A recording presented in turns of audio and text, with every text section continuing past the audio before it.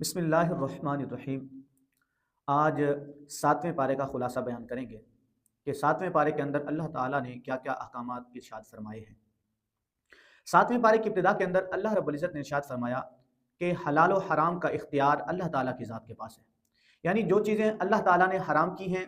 जो चीज़ें हलाल की हैं, वो सिर्फ उसी की मर्ज़ी से हैं कि क्योंकि यहूद व नसारा कुछ चीज़ें अपनी मर्ज़ी से हराम कर लेते और कुछ हराम चीज़ें जो होती थी अपनी मर्ज़ी से हलाल कर देते। तो इस्लाम वालों के लिए अल्लाह रब्बुल इज़्ज़त ने फरमाया कि हलाल व हराम का इख्तियार अल्लाह की ज़ात के पास है, इसके अलावा कोई हलाल व हराम चीज़ें करने का इख्तियार नहीं रखता। उसके बाद अल्लाह ताला ने कसम का ज़िक्र फरमाया कि यमीन क्या होती है, और यमीन के हवाले से भी यह है कि यमीन कौन कौन सी होती हैं। यमीन की 3 किस्में हैं, कसम की 3 किस्में हैं। एक यमीन लग़्व, वो जो फजूली कसम होती है कि जिसका ना सर होता है ना पाँव होता है, यानी जिसका कोई जवाज़ नहीं बनता, फजूली कसम, उसको यमीन लग़्व कहते हैं। दूसरी यमीन गमूस होती है, ऐसी कसम कि जो झूठ पर मबनी हो, कि जो जानता हो इंसान के जो मैं कसम उठा रहा हूँ और ये कसम झूठी उठा रहा हूँ, ये चीज़ मुमकिन नहीं है, या ये चीज़ मैं नहीं कर पाऊंगा, या ये जो चीज़ मैं की है उसके खिलाफ कसम उठा रहा हूँ, तो ये सारी कस्में जो हैं ये यमीन गमूस के ज़ुमरे में आती हैं।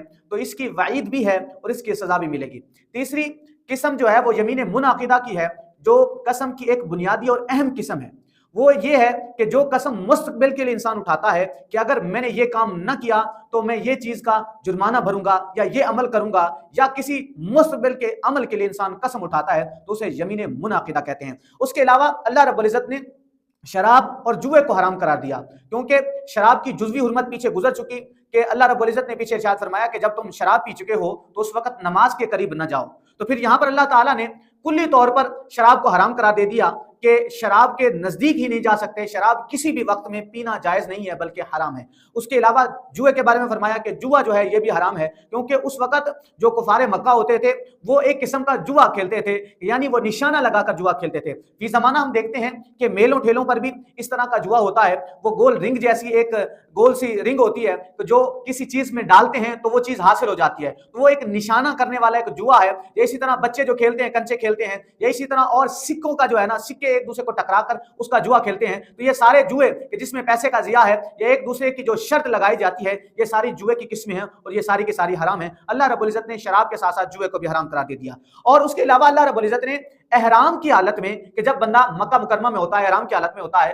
तो उस वक्त इंसान जो है, मुसलमान जो है, वो एहराम की हालत में शिकार नहीं कर सकता। और शिकार का हराम होना एहराम की हालत में, ये भी अल्लाह रब्बुल इज़्ज़त ने इस मसले में, इस पारे के अंदर इस मसले को भी वाज़ेह फरमा दिया कि इंसान को भूख भी लगी हो और शिकार जो है वो इंसान की हिरासत में भी हो, फिर भी जो है अल्लाह ताला ने फरमाया कि इंसान एहराम की हालत में वो शिकार नहीं कर सकता। इसके अलावा अल्लाह रब्बुल इज़्ज़त ने कुफार के उन बुतों का जिक्र फरमाया कि जो अपने हाथ से बनाते थे और फिर किसी का साइमा नाम, किसी का जो है ना उज़ा, वो अपने किस्म के नाम रख लेते थे। तो अल्लाह ताला ने फरमाया कि जो बुत वो अपने हाथों से बनाते हैं फिर उनके नाम रख देते हैं कई किस्म के, तो ये सारे के सारे बुत जो हैं ये बुत हैं, ये खुदा नहीं है। उसके अलावा अल्लाह ताला ने हज़रत इब्राहीम अलैहिस्सलाम की तौहीद के हवाले से जो तलाशी थी, जो तौहीद के हवाले से उन्होंने जो है वो गौर व फिक्र किया, उसके हवाले से अल्लाह रब्बुल इज़्ज़त ने इशारा फरमाया कि हज़रत इब्राहीम अलैहिस्सलाम तौहीद की तलाश में निकले, तो उन्होंने सितारों को देखा, उनकी चमक धमक को देखा, तो कहा, सोचा कि क्या यही खुदा हो सकता है कि जो इतना चमक धमक वाला होता है। फिर सितारों के बाद जब चांद को देखा तो सितारों की रोशनी मांद पड़ गई, चांद की रोशनी उन पर हावी आ गई, तो फिर देखा कि ये चांद जो है